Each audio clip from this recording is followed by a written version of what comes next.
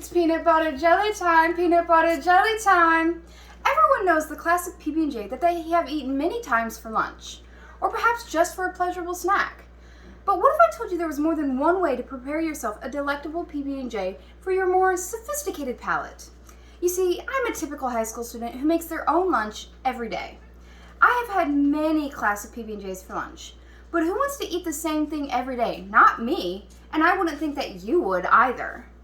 So that's why I'm going to teach you 3 simple ways to spice up your PB&J. The Poor Man's Sandwich, the Uncrustable, and the Snacker's Delight, my personal favorite. So let's begin with our first style of PB&J that I'll be teaching about today. Looking to keep lunch cheap this time? Then I have the perfect thing for you, the Poor Man's Sandwich. Swapping out the bread for something cheaper not only saves you a buck, but changes it up for you as well. Now what you will need to make this PB&J is 1 tortilla, a jar of peanut butter, and jelly. I prefer grapes, so for these demonstrations, that is the flavor I'll be using, but the flavor doesn't affect quality, so you can use whatever type of jelly you prefer.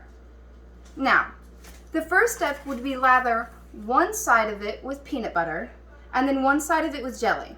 And then the second step is to fold it, and ta-da! You have the Poor Man's Sandwich.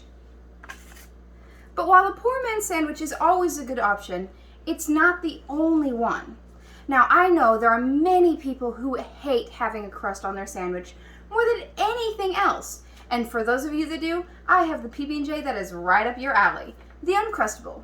What you need for this PB&J is, of course, bread, peanut butter, and a jelly of your choice, as well as an Uncrustable making tool like the one I have here.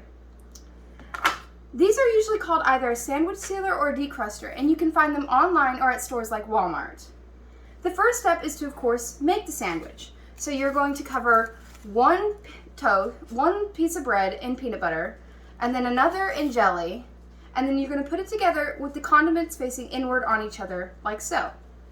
And then what you're going to do is you're going to take your decrusting tool, you're going to take the blue part, put it in the middle, white part, put it on top, and then press down, like that.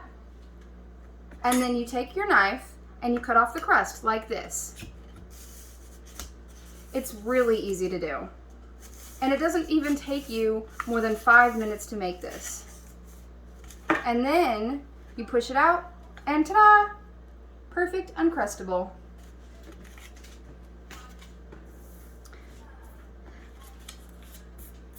Now, if the Uncrustable didn't knock your socks off and make your mouth water, I know just what will. The Snacker's Delight. Whether it be a mid-morning snack or a midnight treat, this PB&J sandwich is delicious. You start by getting your bread, peanut butter, jelly, and, of course, your toaster. Now the first step is to toast your bread. The specification for how toasted you want it depends entirely upon you. I prefer mine to be lightly toasted, so I don't turn mine up very high. For the purpose of saving time, I pre-toasted the bread. So the next step after toasting it is to once again lather one side in peanut butter, the other side in jelly, and then you put them together with the condiments facing inward. And there you go. You have the Snacker's Delight. Now your lunch will be exciting and your exquisite palate shall be satisfied. Whether it be swapping bread for a tortilla, getting rid of the crust, or just toasting your PB&J, there are many different ways to switch things up a little to make it more interesting and to satisfy your palate. So next time you feel like spicing things up a bit, maybe you'll try my Poor Man's Sandwich.